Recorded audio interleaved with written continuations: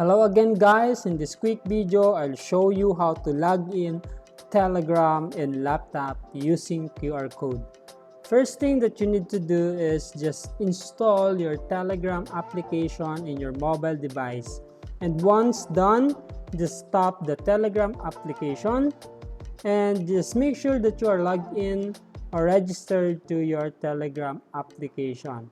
And from here, you will see the three horizontal lines here located at the upper left corner.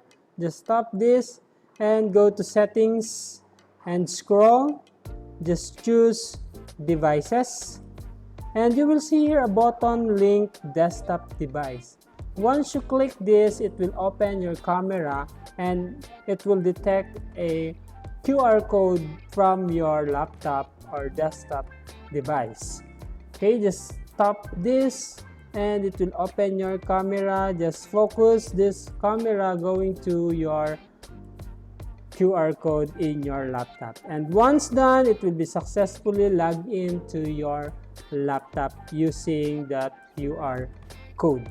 Okay, that's it guys on how to link or to log in your Telegram in laptop using QR code. Thank you for watching and keep following for more video tips. Thank you guys.